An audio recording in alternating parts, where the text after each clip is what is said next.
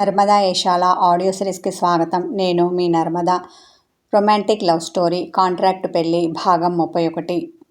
అమ్మా బాయ్ అంటూ కిరణ్ చెయ్యి పట్టుకొని బయటికి వచ్చింది. అలా జతగా వెళ్తున్న వాళ్ళని చూసి సుదేష్ణ తృప్తిగా నవ్వుకుంది.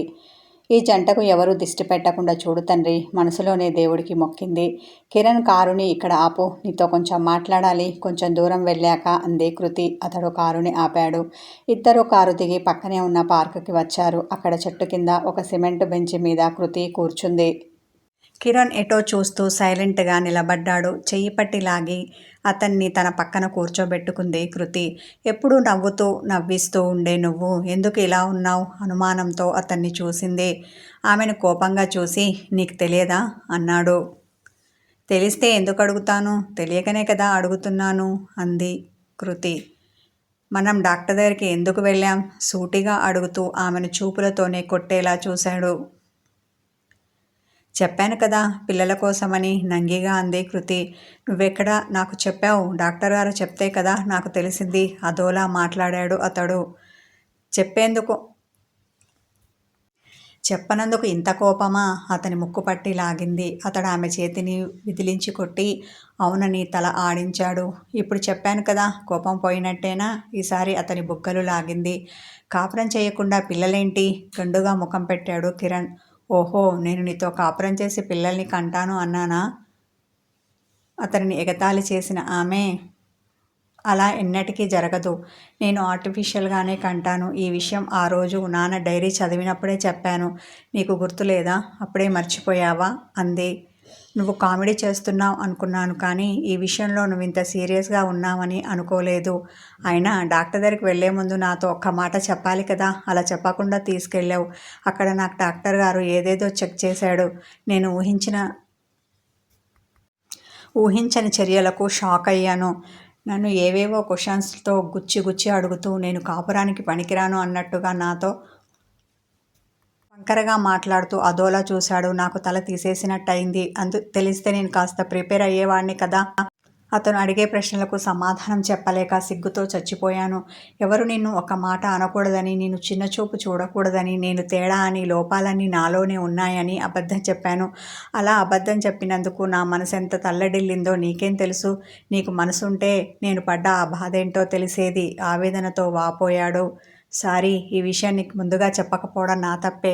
అయినా నీకు మన అగ్రిమెంట్ అప్పుడే చెప్పాను, నేను పెళ్లి చేసుకుంటాను కానీ కాపురం చెయ్యనని. దానికి నువ్వు అప్పుడు ఒప్పుకోనేగా అగ్రిమెంట్పై సంతకం పెట్టావు. ఇప్పుడు కాపురం చెయ్యట్లేదని విసుక్కుంటున్నావు, కోపగించుకుంటున్నావు ఆవేశపడింది కృతి.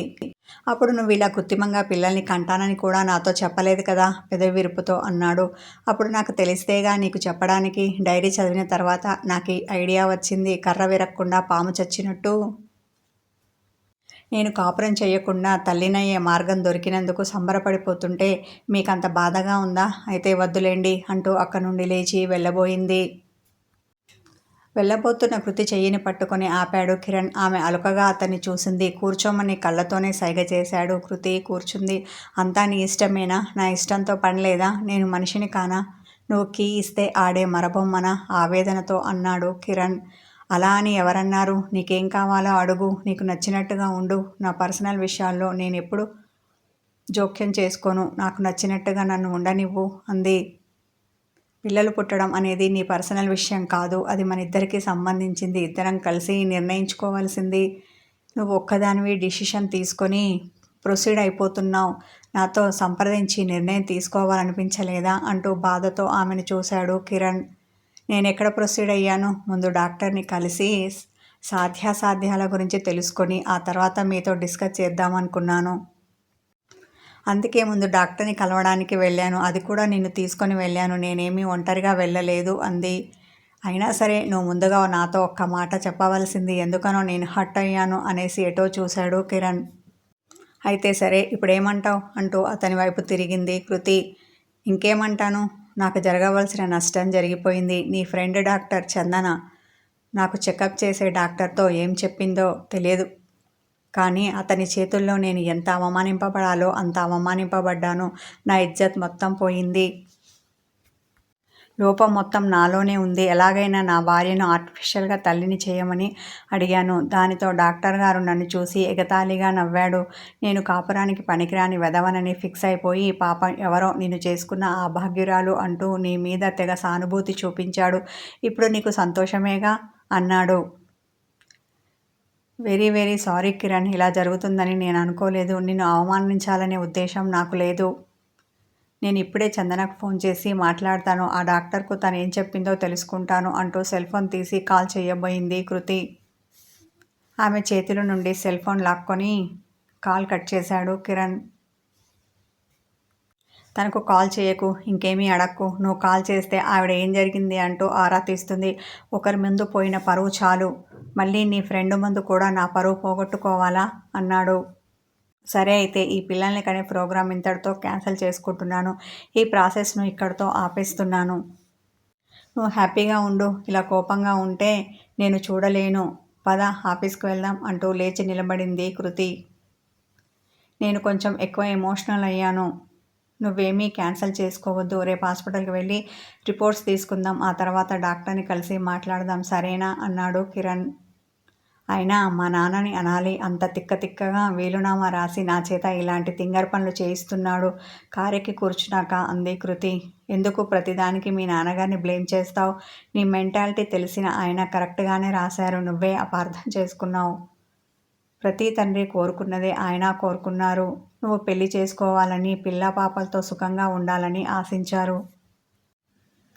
ఆయన నీ మంచి కోరి వీలునామా రాశారు. నువ్వే ఈగోతో, అనవసరపు ఆలోచనలతో, అపార్థాలతో ఏ అమ్మాయి చేయకూడని తింగరి పనులన్నీ చేస్తున్నావు. ఉక్రోషపడ్డాడు కిరణ్. నేను అందరి లాంటి అమ్మాయిని కాదు కిరణ్ అంటూ బొంగమూతి పెట్టింది కృతి. తెలుసు నువ్వు కొంచెం తేడా అని. అందరూ ముద్దను చేత్తో తీసుకుని డైరెక్ట్గా నోట్లో పెట్టుకుంటే నువ్వు తల చుట్టూ తిప్పి మరీ నోట్లో పెట్టుకుంటావు. నువ్వంతా నా తింగరు బుచ్చివి. కన్నుగీటి చిలిపిగా నవ్వాడు కిరణ్. నేనెలా ఉంటే ఏంటి? ఇప్పటికైతే నువ్వు నవ్వావు, అంతే చాలు. అమ్మయ్య, నా గుండెల మీద బరువు దిగిపోయినట్టుగా ఉంది. నువ్వు కోపంగా ఉంటే నాకు అస్సలు బాగోలేదు. ఎప్పుడు ఇలాగే నవ్వుతూ ఉండు. అతని వైపు చూసింది. నా నవ్వంటే నీకు అంత ఇష్టమా? హస్కీ వాయిస్తో అన్నాడు కిరణ్. ఈరోజు నీ కోపం చూశాక ఆ కోపం కన్నా నీ నవ్వే బెటర్ అనిపించింది. ఆమె కూడా చిన్నగా నవ్వుతూ అంది. ఇంతలో ఆఫీస్ వచ్చింది. ఇద్దరు ఆఫీస్ లోపలికి వచ్చారు. మేడం, మీకోసం ఎవరో ఒక అతను వచ్చి ఇప్పటివరకు ఉండి వెళ్ళాడు చెప్పింది హారిక. ఎవరో ఏంటో వివరాలు కనుక్కోలేదా అంది కృతి. అడిగాను మేడం, కానీ చెప్పలేదు. రేపు మళ్ళీ వచ్చి డైరెక్ట్గా మిమ్మల్ని కలుస్తానని చెప్పాడు. ఈ ఫోన్ నెంబర్ అడిగితే ఇచ్చాను. బహుశా అతను ఫోన్ చేసి మీతో మాట్లాడుతుండవచ్చు అంది. ఎవరై ఉంటారు అని ఆలోచించుకుంటూ తన చైర్లో కూర్చుంది కృతి. అతడు మళ్ళీ రాలేదు సరికదా, కనీసం ఫోన్ కూడా చేయలేదు. ఈవినింగ్ వరకు ఆఫీస్ పని చూసుకొని ఇంటికి వచ్చారు వాళ్ళు. మరుసటి రోజు ఉదయమే లేచి రెడీ అయ్యారు. కృతి, కిరణ్ బ్రేక్ఫాస్ట్ చేసి ఇంట్లో నుండి కారులో బయలుదేరారు. కాస్త దూరం వెళ్ళాక, రిపోర్ట్స్ తీసుకోవడానికి ఈరోజు హాస్పిటల్కి వెళ్దామని చెప్పాను కదా, ఆఫీస్కి తీసుకెళ్తున్నావేంటి అంది కృతి. లేడీకి లేచిందే పరుగు అన్నట్టుగా ఉంది నీ వ్యవహారం. ముందు ఆఫీస్ పని, ఆ తర్వాతనే పర్సనల్ పనులు. ఇప్పుడు నేను బోర్డు మెంబర్ని, బాధ్యతాయుతంగా ఉండాలని నువ్వే చెప్పావు కదా. ఇప్పుడు నాకు పర్సనల్ విషయాల కన్నా బిజినెస్ డెవలప్మెంట్ ముఖ్యం. అయినా నేను హాస్పిటల్కి ఫోన్ చేసి కనుక్కున్నాను. రిపోర్ట్స్ మధ్యాహ్నం 2 గంటల తర్వాత వస్తాయట. ఇప్పుడు ఆఫీస్లో అర్జెంటు పని ఉంది. ఉదయమే మేనేజర్ ఫోన్ చేసి చెప్పాడు. మన కంపెనీతో కొత్త డీల్ కుదుర్చుకోవడానికి ఎవరో వస్తున్నారట. అందుకే ముందు ఆఫీస్ పనులు చక్కబెట్టుకొని ఆ తర్వాత హాస్పిటల్కి వెళ్దాం అన్న కిరణ్ కారును తీసుకొచ్చి ఆఫీస్ ముందు ఆపాడు. దాంతో కృతి ఇంకేమీ మాట్లాడలేదు. మౌనంగా కారు దిగి లోపలికి వెళ్ళింది. కిరణ్ కార్ పార్క్ చేసి వచ్చాడు. ఇంతలో మేనేజర్ కృతి క్యాబిన్కి వచ్చాడు. ఒక ఫైల్ ఆమె ముందర పెడుతూ, మేడం, ఇతని పేరు ఉపేంద్ర అట. కొత్తగా బిజినెస్ స్టార్ట్ చేశాడట. మీతో మాట్లాడడానికి వస్తానని ఫోన్ చేసి చెప్పాడు. అతని పిఏ ఇందాకే వచ్చి ఈ ఫైల్ ఇచ్చి వెళ్ళింది. మీరు ఎన్నింటికి రమ్మంటారో చెప్తే ఫోన్ చేసి చెప్తాను అన్నాడు అతడు. 11 గంటలకి రమ్మని చెప్పు అంది కృతి. అలాగే అంటూ మేనేజర్ శేషు వెళ్ళాడు. కృతి మేనేజర్ ఇచ్చిన ఫైల్ ఓపెన్ చేసి చదువుతోంది. ఉపేంద్ర ఈ పేరు ఎప్పుడో ఎక్కడో విన్నానే అనుకుంటూ పాత ఫైల్స్ ఉండే రాక్ దగ్గరికి వెళ్ళి వెతుకుతున్నాడు కిరణ్. ఇంతలో ఒకతను దురుసుగా క్యాబిన్ డోర్ తోసుకొని లోపలికి వచ్చాడు. మీరిలా లోపలికి దూసుకెళ్లడం కరెక్ట్ కాదు అంటూ అతని వెనకాల అటెండర్ వచ్చాడు. మేడం అపాయింట్మెంట్ లేకుండా వెళ్ళకూడదు అని నేను చెప్తున్నా వినకుండా అతను వచ్చాడు మేడం. ఇందులో నా తప్పేమీ లేదు కృతిని చూసి అన్నాడు అటెండర్. నేను నిన్న వచ్చి చాలాసేపు వెయిట్ చేసి వెళ్ళాను. ఈరోజు వస్తానని మీ పిఏ హారికకు చెప్పి వెళ్ళాను. ఈరోజు మళ్ళీ వస్తే నన్ను కొత్తగా చూస్తున్నట్టు చూసి రానివ్వకుండా అడ్డుకుంటున్నారు అన్నాడు ఆ వచ్చిన అతను. ఇంతకు మీరెవరు, ఎందుకు వచ్చారు, మీకేం కావాలి, వరుస పెట్టి ప్రశ్నలు అడిగింది కృతి. నా పేరు వర్మ, నేను జర్నలిస్టుని అంటూ ఒక ఫోటో తీసి కృతి ముందట పెట్టాడు అతడు. కృతి ఆ ఫోటో పట్టుకొని చూసింది. ఇది నా పెళ్లి ఫోటో, నీకెక్కడ దొరికింది? అయినా మా పెళ్లిలో మీడియాకి కానీ జర్నలిస్టులకు కానీ పర్మిషన్ ఇవ్వలేదు. ఇది ఎక్కడ సంపాదించావు అంటూ అతన్ని కోపంగా చూసింది. ఒక జర్నలిస్టుగా ఈ ఫోటో సంపాదించడం నాకంత కష్టమైన పనేమీ కాదు మేడం. మీ ఒప్పంద పెళ్లి గురించి, మొగుడు కావాలి అంటూ పేపర్లో మీరిచ్చిన ప్రకటన గురించి నాకు అన్ని విషయాలు తెలుసు వ్యంగ్యంగా అతడు కృతిని చూసి ఎగతాళిగా నవ్వాడు. కృతికి ఒళ్ళు మండింది. చూడు మిస్టర్, నువ్వెవరైతే నాకేంటి, కానీ నువ్వు చెప్తున్నవన్నీ అబద్ధాలు. నేను ఏ పేపర్ ప్రకటన ఇవ్వలేదు. ఈ ఫోటో మాత్రం నాదే. ఈ ఫోటోలో నీకేం తప్పు కనిపించిందని పట్టుకొని వచ్చావు కోపంగా అంటూ ఆ ఫోటో టేబుల్ మీద పెట్టింది. మీకు ఈ ఫోటోలో తప్పేమీ కనిపించడం లేదా? ఓకే అన్న అతడు. ఇందులో మీకు సాంప్రదాయబద్ధంగా పెళ్లి చేసుకుంటున్న పెళ్లి కొడుకు, పెళ్లి కూతురు కనిపిస్తున్నారు. నేను కాదనను, కానీ ఈ పెళ్లికి ముందు జరిగిన అగ్రిమెంట్ గురించి మాట్లాడడానికి వచ్చాను.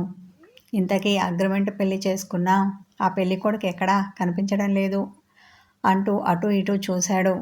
యు మీన్ మై హస్బెండ్ అంది కృతి. యా అంటూ స్టైల్గా భుజాలు ఎగరవేశాడు అతడు. ఇంతకు ఆయనతో నీకేం పని అంది. ఎన్నాళ్లకు అగ్రిమెంట్ రాసుకున్నారో తెలుసుకుందామని. ఇహిహి అని పళ్ళన్నీ బయటికి కనబడేలా నవ్వాడు ఆ జర్నలిస్ట్. చూడు మిస్టర్, నువ్వు ఎవరు అనుకొని ఎవరి దగ్గరికి వచ్చావో నాకు తెలియదు, కానీ నువ్వు పొరపాటు పడినట్టున్నావు. ఇది ఆఫీస్, ఇక్కడ బిజినెస్ అగ్రిమెంట్లు జరుగుతాయి, కానీ నువ్వు చెప్పినటువంటివి ఇక్కడ ఏమీ జరగవు. మర్యాదగా ఇక్కడి నుండి వెళ్ళు, అనవసరంగా రాద్ధాంతం చేయకు అంటూ అతని కోపగించుకుంది కృతి. నువ్వు ఎంతగా బుకాయించినా నిజాలు అబద్ధం అయిపోవు మేడం. నా దగ్గర ప్రూఫ్స్ ఉన్నాయి. రేపు ఉదయం లేవగానే టీవీ చూడు, పేపర్ చూడు, అప్పుడు తెలుస్తుంది అసలు నిజమేమిటో. చైర్లో రిలాక్స్గా కూర్చొని కేర్లెస్గా మాట్లాడాడు జర్నలిస్ట్. ఈ కథ కొనసాగుతుంది. హాయ్ వ్యూవర్స్, స్టోరీ నచ్చితే లైక్ చేయండి, కామెంట్ చేయండి, హైప్ చేయండి.